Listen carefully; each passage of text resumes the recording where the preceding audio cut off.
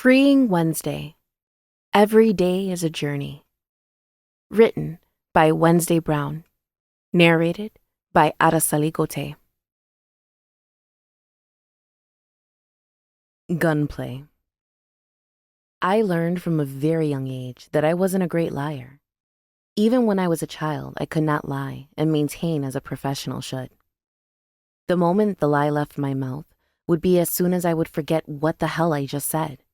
Either that, or my face was not convincing, and I would just outright give it away. I'm not wanting to tell her business, but hey, you want a story, don't you? When we were kids, my sister used to be the most amazing liar. This girl would make up the most amazing stories, and we would all believe them. Sometimes, I think she would even convince our parents. Okay, maybe she wasn't that good, but you know what I'm saying. It wasn't until we grew older when I would be able to start figuring out her fibs and call her out on her baloney. I would start to find the small flaws in the story and start to question it. And when I did, I would start to see that smirk on that cute little face. And that's when I knew I had caught her in the act. Tisk, tisk. Still kids, I thought to myself. Let me give this lie thing another try. And I did. My mother and father asked me a question. Please don't ask me what that question was, as I don't have a clue. Anyway, I lied, or told a story. I suppose my body language had remained the same as we previously mentioned, and my parents knew immediately that I wasn't telling the truth. They were livid. They left the room for a few hours, and I thought, okay, I got off easy. That wasn't too bad. I told a little tall tale. Just like that, and they believed me. Or so I thought. Let me tell you, they did not. A few hours after my failed attempt at lying, my mother emerged from the back room with a chair, and she instructed me to sit in it, so I obliged. At first, I was unaware that said chair had a huge sign on the back of it. I didn't know what the sign said, but it didn't take long for me to find out. My mother began to invite our family members over for a visit. It seemed like everyone was showing up, including my cousins, uncles, and aunties. As everyone entered the front door, all I could hear was laughter and snickering. I didn't know at the beginning that I was the butt of the joke. I suppose I had a clue once I kept seeing my sister popping her head out to look at me, point, and laugh. What an asshole, I thought in that moment. My big cousin Randy was the last to show up. I didn't know at the time that he was reading the sign on the back of my chair, but he said, "I am a big fat liar." My response? Me too. I have a very deep fear of guns. I do not like them. I especially do not like them pointed at my face for any reason. Early morning 2017, I heard knocking, more like beating, at my front door at around 6 a.m. I threw on my bathrobe and opened the front door. To my surprise, there were about 7 U.S. Marshals standing there, pointing their guns at me about 3 feet from my face. What a beautiful way to wake up on an off day. I think back about that moment now, and I'm in disbelief. I've watched many movies and lots of TV shows. I've witnessed the over-dramatization of events for the entertainment of the viewers. But never, in my actual real life, did I think that I would ever experience a horror quite like this. The U.S. Marshals were shouting at the top of their lungs while still pointing their gigantic guns in my face, screaming, and repeatedly asking me over and over where Trevik was. Too frightened to even point my finger in his direction, because I'm afraid one of these trigger-happy white officers shooting me while looking for someone else, all I could in that moment was say, "He's right there." Trevik slowly emerged from our bedroom and walked up to the door. The officers arrested him. They then asked if they could speak to me in private. I said yes, of course, thinking to myself, do I really have a choice? I'm still really shaken up because I'm extremely frightened. They began to search our apartment, and at this time their weapons were down. But I don't trust them. I'm afraid of them. I'm terrified that if I sneeze, fart, or even blink, they will have their guns up and pointed at my head. For several weeks every morning, I would see people sitting in a van outside our home facing our front door. I would see them every day. I had a feeling they were watching us, but what could we do? Call the police on the police? I mentioned it to Trevik, but he didn't say much about it. but I knew in my spirit that they were the police. I wasn't too concerned about it because I knew they weren't looking for me. Back to the arrest happening at the apartment. One of the U.S. Marshals sat down with me at the kitchen table while the others continued to search the house. He began to ask me several questions. His questions would be about Trevick and his activities of daily life. He asked, "Does Trevick drive your car?" I replied, "Yes." He goes on to ask several more questions. I answered truthfully. He asked me the last question, "Does Trevick have a gun?" I answer, "I don't know." After the search and questioning, they left. Upon leaving, they took Trevick with them and dropped him off at the jailhouse. Once they were out of my sight, I called my friend. He's more like an acquaintance. His name is Eric. I called him to inform him of the tragedy that had just happened. He's a longtime friend of the family, and I begged him to come to my apartment, pick up the gun, and remove it from my home, with instructions to drop it off at a police station. I hate guns, and I couldn't stand to see it. I didn't want to get in trouble with the marshal for it being here. I was too afraid of getting in trouble, even though it wasn't mine. I tell him whatever he does, do not tell whoever he turns it into that it came from my apartment. I don't want any ties to it, and he agreed. He came, he retrieved the weapon, and he left. After it was gone, I felt relieved. I was finally able to breathe. A few days later, I received a phone call from Eric, letting me know that he had gotten rid of the gun. I told him how relieved I was to hear that, and I thanked him oh so very much. We never spoke of it ever again. The following week seemed like a blur. I went down to the courthouse and filed for a divorce, and while that was cooking, I decided to hang out with my best friend at the time, Cherie, her husband Charles, and my cousin Melinda for a night out on the town. I figured we deserved to let our afros out and let off some steam from our hectic lives. We decided to grab a few bottles of alcohol and visit mine and Melinda's cousin's house to hang out, have a drink or two, and listen to music, like we used to do when we were younger and when we had fewer responsibilities. Once we arrived at my aunt's house, we quickly got the party started. We were dancing the night away. We were taking shots, blasting the music. We were singing so loud that we could hear our voices cracking while belting out "Sa." Then suddenly, chaos began to unfold. One cousin started to accuse another cousin of stealing from him, and that started it all. I don't do well in chaos. I don't thrive in it. Put me in it, and I will buckle under pressure every time. The music stopped, and our smiles quickly vanished from our faces. Everyone started to look around in confusion because, although we loved everyone around us and knew we were among family, Melinda and I had made sure to brief Cherie and her husband on who they were meeting for the first time, on who they were dealing with, and how to stay up with their belongings, if you know what I mean. Let's just say, my party of 4 were all wearing fanny packs, and all items were safely attached to our bodies. The accuser must have either forgotten protocol or possibly just wanted something to happen, and possibly went so far as to stage something himself. I mean, they love drama. That's how they are. Well, that's how they used to be. I haven't seen nor spoken to them in years, so hell if I know. Anyway, I digress. After the accuser and the accused went back and forth for a bit, another member of the family joined the not-so-fun family gathering. This is where the real hell began. The accuser called his brother Alfred, but the family referred to him as Lemon. Lemon is my cousin, and we grew up together. We were super close, almost like sister and brother. He would spend his summer vacations at my parents' house. As we grew older, we would spend every weekend together, just having so much fun. We would get into so many shenanigans together. I would watch him pick up girls, and he would watch me pick up girls. We would both shop together and go out to eat. He would sleep with all my friends. We used to joke about that a lot. We were inseparable. Lemon, the accuser, and the accused were standing there, looking at one another, yelling and screaming. One's yelling, "Give my brother back his money." The other is saying, "I didn't steal his money." The accuser spits back, "Yes, you did." I'm so embarrassed because I brought my friend and her husband out into this mess, and all we could do was watch, right? No, I felt horrible because at the end of the day, we were all family. We need to love one another, be there for one another. We can get past this. These words were going through my head.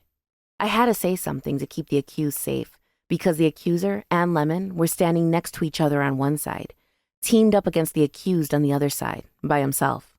So, I decided to stand next to my cousin, the accused. I put my hand out towards Lemon and said, "Let's just calm down." Lemon pulled out his gun and pointed at my face and yelled, "Calm down! Calm down! What the fuck you mean, calm down? Fuck you! All you do is pop pills." My eyes got extremely big and my heart dropped. It began to beat so fast. I was terrified. I looked at my cousin, the accused, and told him I loved him. I looked at my cousin Melinda, my best friend Cherie, and her husband Charles, and said, "Let's go." I ran out of that house so fast. I didn't see anything but the car we drove in. Cherie's husband had the keys and we all jumped into the car as fast as we could. We drove up the street until we got to the first stop sign. Once Charles made the right after the stop sign, I jumped out of the car and started to lose my mind. I could not believe what had just happened. I could not believe my cousin Lemon, my brother, had just pointed a gun in my face, and after everything we'd been through together. I was shocked and in disbelief. I could slightly see the look on everyone's face as I was hysterically crying and screaming at the top of my lungs. They all had tears in their eyes. They'd never seen me like that. I'd never seen me like that. I never wanted to see myself like that. I will never see myself like that again. He won't make me feel like that again. I felt that for Lemon to get so angry with me so easily and so aggressively, there had to be some underlying issues going on that I'd been missing. I can't go back and revisit everything, as that's an impossible task. But I can recall moments of him not being so loyal to me. There were times when ex-lovers of mine would tell me things that I would only tell him in confidence, that I just brushed off. Family members telling me to watch my back because he's like his mother, that I just ignored because I like to feel people out for myself before I make my determination on whether or not I want them in my life, not judgment. To be honest, I feel like Lemon was jealous of me. I feel that he was envious of my family dynamic, the dynamic he never had the chance to experience. Both parents in the household, present and involved. Me having graduated high school with good grades and having friends that I loved and adored, and who felt the same for me. Or maybe he was feeling anger towards something or someone else, and he chose to direct that anger towards me. Looking back at that horrifying event now, I can give him just a bit of grace, as we had just lost a family member tragically to gun violence, and we were all still processing that grief while still trying to live our lives. Even with that said, that situation should have never gotten to that point. I was nowhere near perfect, but I never pretended to be. If he had things that he wanted to talk to me about, I feel that we're close enough to where he could have done that. But I suppose his pride wouldn't let him. After the gun situation happened, I waited days, weeks, even months, and nothing ever happened. He never called, texted, or even sent a letter to let me know that he was remorseful. I suppose he wasn't then. 5 years have passed since the incident, and I no longer wait for that phone call, text, or letter. So, in my conclusion, I think it's safe to say that he wasn't sorry then, and he is not remorseful now. I no longer wait for him to reach out, because the silence said it all. I'm at a place now where I can finally say I no longer care. I have since forgiven him so that I can move forward. I've since forgiven those family members who continue to have relationships with him after he almost ended my life. Now, when that memory comes to mind, I simply recognize it for what it is. I feel whatever emotions there are for me to feel, and then I push right through it. I don't lose sleep over it. To be honest, I would prefer to never hear from him again. I no longer trust him. Who's to say a situation like that wouldn't happen again? I'm not jeopardizing my daughter's chances of not having a mother because of someone else's frantic and uncontrollable emotions.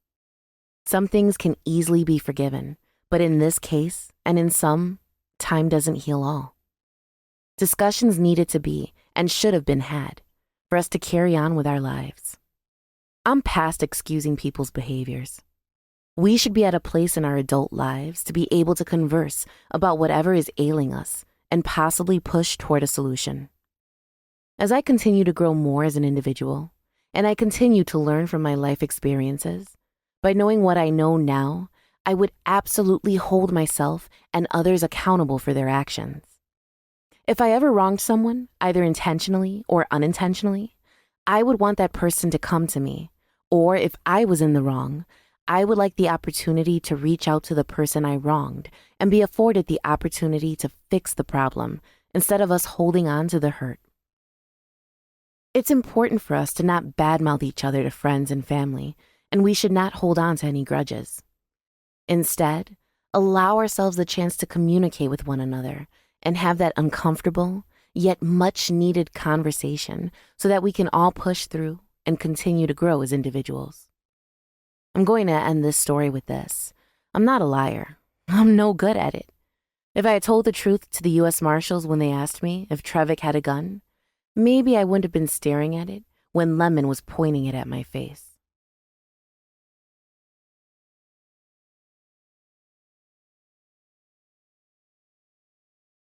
Playing house. Memories of my childhood started rushing back to me after having a conversation with a dear friend of mine, George. George and I went to high school together, and our relationship didn't flourish until after we graduated. He now lives in Nevada, and we do our best to keep in touch by texting and staying up to date with each other's social media accounts. He was a very hilarious guy, so being a stand-up comedian was the correct path for him to take. He would make you laugh without even trying. I mean, that's all you need, especially on a bad day. He knew just what to say to make you feel better. George confided in me about some of the emotional connections he was dealing with in his relationship. His partner, Bruce, wanted to spend more time with him, and Bruce was a very affectionate guy. Nothing wrong with that at all, but that wasn't George's personality. George would text me and vent about the feeling of being smothered and not understanding why he himself wasn't more appreciative of Bruce's affection. I would do my best to guide George in talking to Bruce on finding a balance in their relationship and the importance of having some alone time and getting to know oneself, or even just picking up a new hobby. George and I would banter back and forth, and he would ask me if he was wrong for feeling that way. I assured him that he wasn't.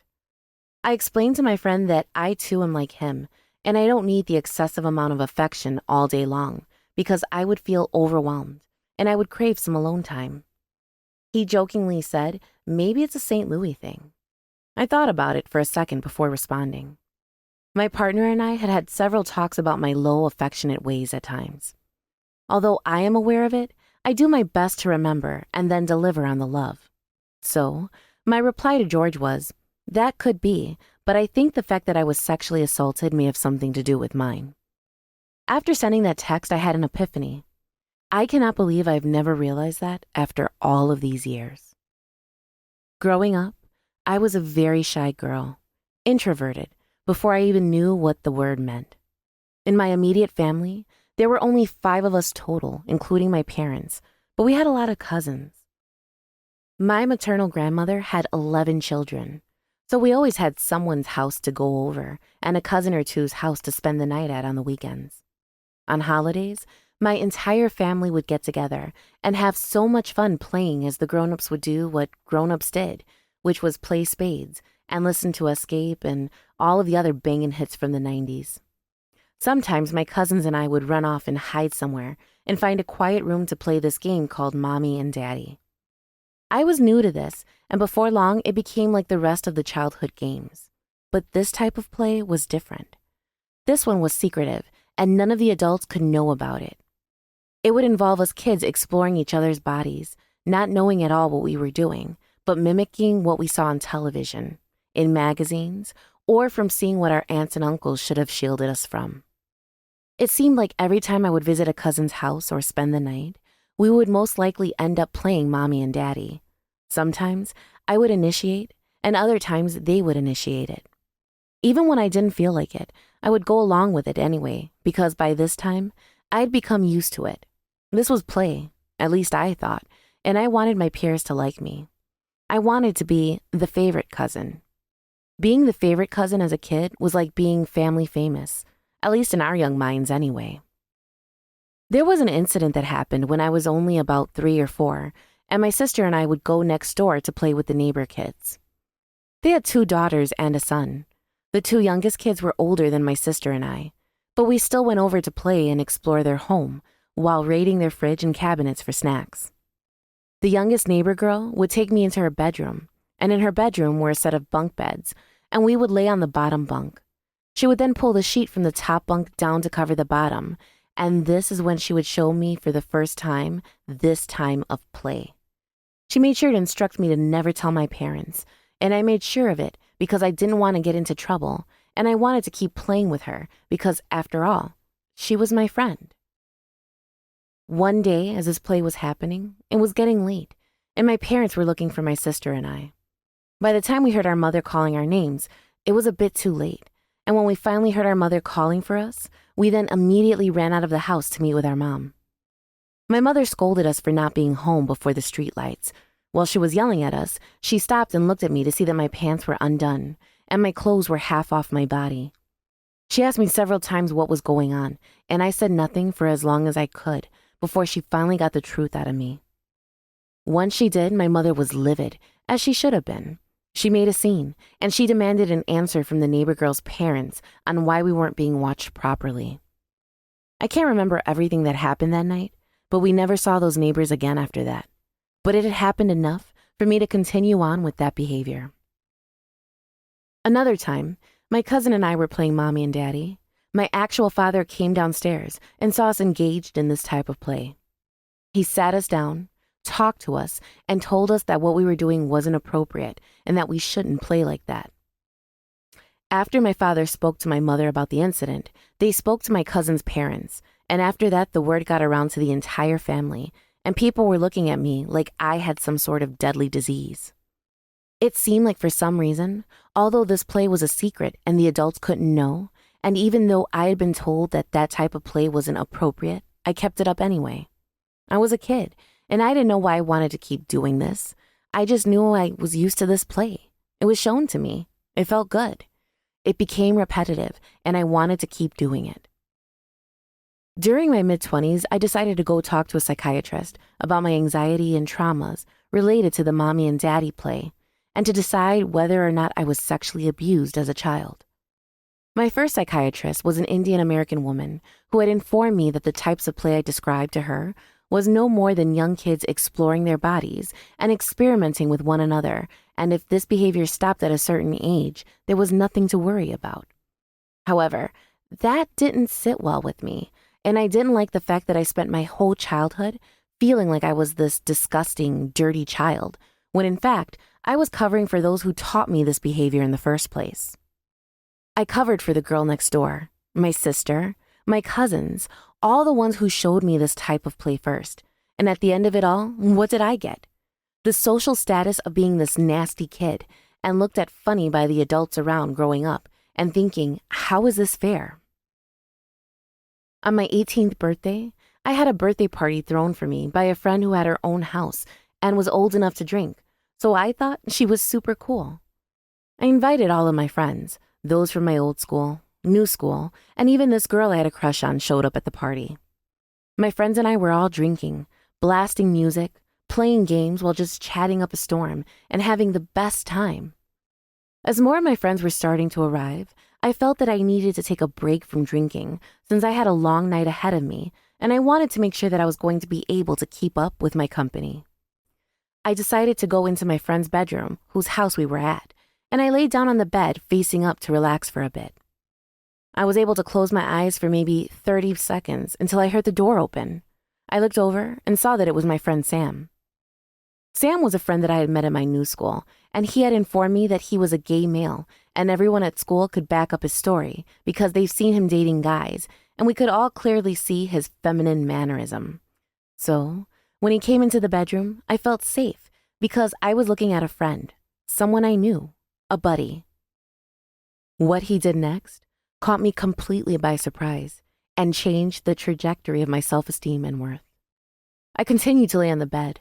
I turned my head to see him enter the bedroom, and instead of him coming over and sitting down or laying down next to me on the bed, he instead went down toward the edge of the bed. I began to feel him grab my legs and start to pull them apart. I said no, and I was expecting this to stop immediately, but it didn't. My legs were still being pulled apart, so now I tried my best to close my legs, and I was fighting against him, and I couldn't do it. My voice and my strength wasn't enough to stop him. He violated me, and I immediately felt sick to my stomach. I ran into the bathroom that was connected to the bedroom, and I shut the door. I sat on the toilet, and I started to cry.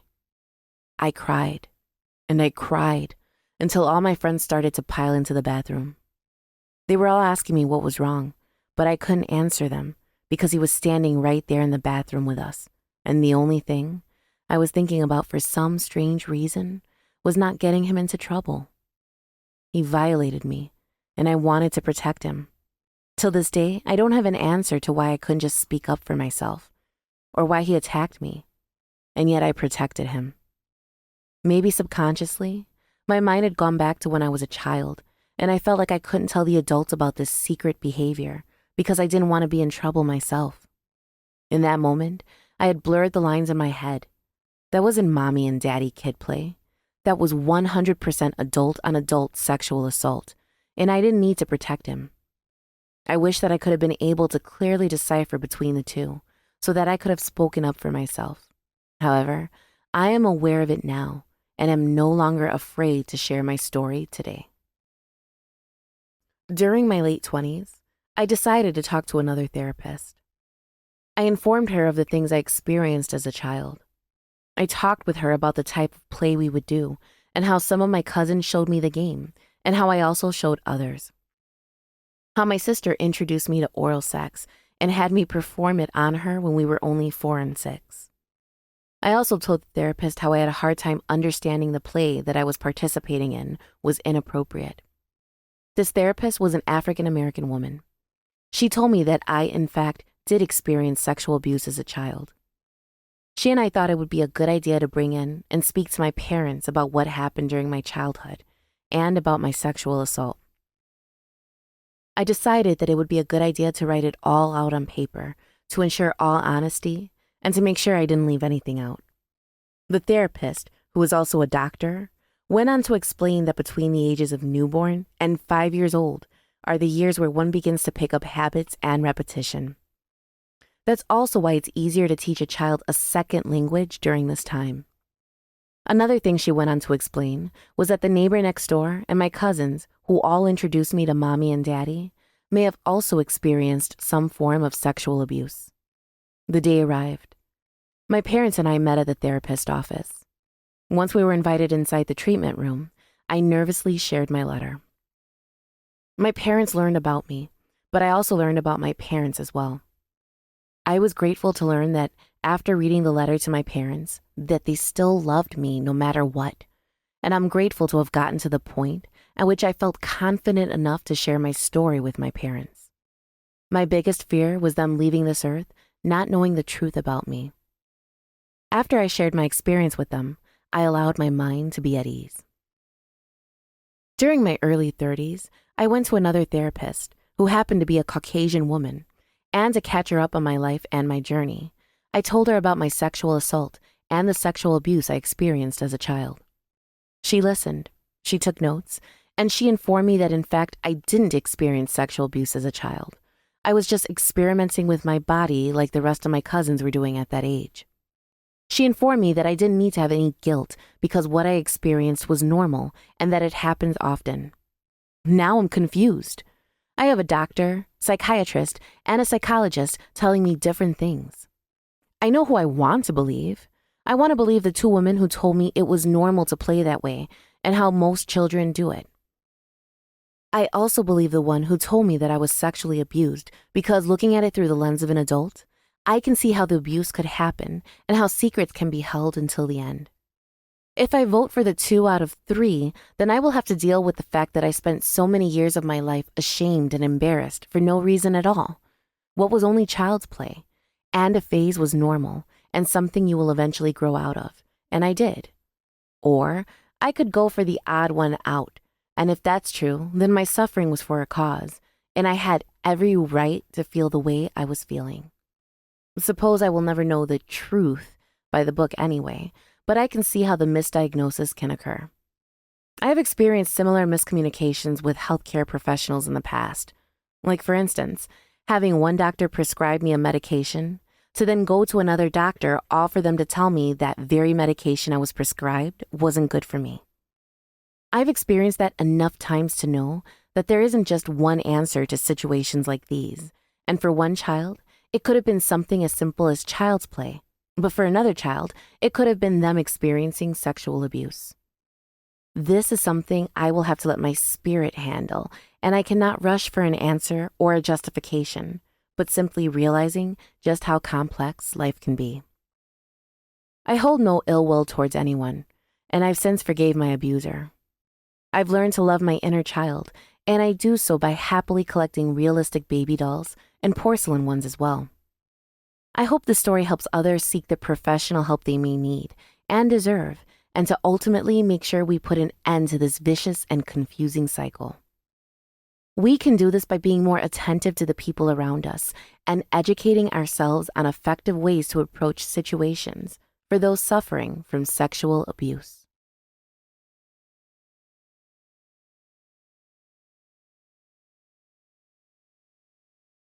Overnight celebrity. One day, my sister and I were walking down the street on our way home from the corner store. I must have been about 13 years old, with her being only a few years older than me. We started our conversation with normal teenage chit-chat while eating our snacks we had just bought. My sister turned to look at me, with a look on her face. Something was up. She asked me, "What would you do if I was gay?" My 13-year-old self said to my sister, "I would disown you." I was damn near a child, and I had no clue how to properly respond to that question. So, I decided to spit back the hate that I heard on television and from the people around me. I wish I could have changed my answer, but the damage was done. My sophomore year of high school began. I was excited because I got to share a piece of high school with my big sister before she graduated. My sister was amazing at playing basketball. She was on the varsity team because she was so naturally gifted. She was even in the local newspaper. I was a very proud sister indeed. My sister being on the basketball team meant that I was able to obtain the coolest job of high school, traveling with them for away games and being with them for home games as well. I had the biggest and most important role outside of being on the court, being the camera girl. I was chosen to record every game during the season. That made me super happy because I had the chance to spend more time with my sister and hang around her friends who were older than me, which was a bonus because I had the chance to hear what their conversations were all about. Right around the time I got my new job, there were a few students entering our hallways. With me being the super friendly and sometimes naive butterfly that I was, I befriended this new girl who looked like she may have needed a friend. I would invite her to hang out with me after school, to be with me while I recorded the basketball games, and she did. She and I became very close. I had made a new friend, and that was all that mattered to me. As days and weeks went on, my new friend, Essie, and I would hang out with the girls on the basketball team. We would chit-chat and have a good time. It was all honest in the beginning, until things started to change. After school ended, there was a home game. During a break in the game, Essie and I decided to visit the girls' locker room to raid my sister's pockets because I wanted to buy a soda pop. As I was digging through her pockets, I didn't find any coins, but I saw a note. The note was folded very cute. On the front of it read my sister's name, Nick. So, being the curious Catherine that I was, Essie and I sat down on a bleacher and opened the letter. Right off the bat, I was confused because the handwriting was very nicely written. "Wow, this guy's handwriting is incredible," I told Essie. It was your typical high school love letter. Once we got to the end of the letter, there wasn't a name. I folded it back up and stuck it back into my sister's pants. Essie and I got the heck out of there. After the game, the basketball team came up to Essie and I and we began conversation. My sister and a friend of hers began to tease me and Essie. "You like her, don't you?" the girls would ask me. My reply, "Yeah, she's my friend." They kept up with their mocking and hazing, telling me over and over that I liked Essie. My only reply to them was, "Yes, I like her, she is my friend." Until my sister just came out with it. You like her more than a friend. You like her. My eyes got really big. All I could do was look at Essie, who didn't say a word. We both eventually just laughed and walked away. We kept talking with each other, laughing and joking around. I remember yelling back to my sister, "You don't have any money." Something that I thought would make me feel better for the teasing Essie and I had just endured. And it did. We laughed and carried on. The following night, after my sister and I arrived home from a game, she asked me in all seriousness if I liked my friend Essie in a way that was more than a friendship. I informed her that I didn't, and she left it alone after that. Days would come and go. My friendship with Essie was growing more and more. She was cool, funny, and nice to me. I think that was what really drew me to her. I continued with my camera girl duties, and Essie continued to sit with me as I continued to do my job horribly. We would get so involved in conversations and having a good time that I would forget what the hell I was doing. I would leave the camera facing the end of the court that the girls were no longer on. I'm sure that the coach wasn't too happy about that. Some of the girls on the team would start to become annoyed with Essie and I in our friendship. I couldn't understand what was going on, but in all actuality, I just didn't care. She was my friend, and she wasn't going anywhere. My sister and I woke up and got ready for school like we did any other day. We headed outside to the bus stop to wait for the bus. We got on, we rode, and we got off when we arrived at the schoolhouse. We said goodbye to one another and proceeded on to our designated friend groups. Little did we know, and little did I know, that this day was a different kind of day. This day changed the whole dynamic of my life, her life, and the entire freaking school. The bell rang, and everyone was scattering to first period. First period for me was a nice way to start the morning, as it was a relatively simple class, and a class that I enjoyed a lot, science class. Although, I wasn't able to fully concentrate, because I had my best friend in that class with me, Amelia. Amelia, Essie, and I got along rather well. Our little trio was fun. I really enjoyed going to school, not just to learn, but also to spend time with my girls. The bell rang and first period had ended. I began to pack up my belongings. Amelia and I stepped out into the hallway and right into a nightmare. But it wasn't a nightmare. I was awake and highly alert. Students began to walk up to me and ask me about my sister. "Is it true? Is Nick gay?" "No," I would reply. After one person asked, another person would walk up to me and ask me the exact same question. My only response to this question that I was being bombarded with was no. I could barely get down the hallway without a person, groups of people, girls and guys, asking me about my sister. There was so much happening so fast. I was frantic. The more people would start to come up to me, the more my voice grew. I started to yell back at anyone else who dared come up to me and ask me that damn question. I would eventually start to scream out, "Go ask her. Why are you asking me?" Across the hall, I saw Essie with some of the girls from the basketball team as they watched me being harassed. At that moment, there wasn't anything I felt that I could do. My best friend Amelia never left my side, thank goodness for her. Finally, I couldn't take it anymore. I became so overwhelmed with the fact that no one cared about my feelings or my sanity. Without my sister there to protect me, I finally just broke down. I began to cry in the middle of the hallway. I didn't know what to do. Essie came over and pulled me into the ladies' bathroom. Everyone else followed. "Do you want me to go get Nick?" she asked. "Yes," I nodded. The bathroom was quiet. All you could hear was me crying. My sister finally entered the bathroom with a few of her friends following behind. I ran into my sister's arms, and she asked me if I was all right. I yelled back to her, "No. People keep asking me about you, and I don't know what's going on." Still sobbing on my sister's chest, she gives me a big hug. While we were hugging, I asked her, "Nick, are you gay?" She said, "Yes." My response at the time was different than before. I was furious, and I was upset with her. Not because she was gay, but because this bitch just dropped the biggest and juiciest news during the 99 and 2000, and she didn't even prepare me for it. I looked up at her and said, "Why the hell didn't you warn me?" She laughed, then she apologized. She didn't know that that was going to happen. People wouldn't dare ask her, because as beautiful as my sister is and was, She still had a resting bitch face. She was popular, on the varsity basketball team, and no one fucked with her. So they looked at fragile and skinny old me and decided to be oh so nosy, but scary at the same damn time. To pester and bombard me with a million questions that they were too afraid to ask her. When it was all said and done, I never gave them the answer they were looking for. My sister did when she told me in the girls' bathroom with the audience we had acquired. The following day was like something out of a sequel. Suddenly, everyone was gay, open, and out of the closet.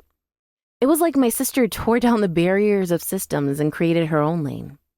Nick was a trendsetter without even knowing it or trying. She wasn't banned, hated, or dismissed.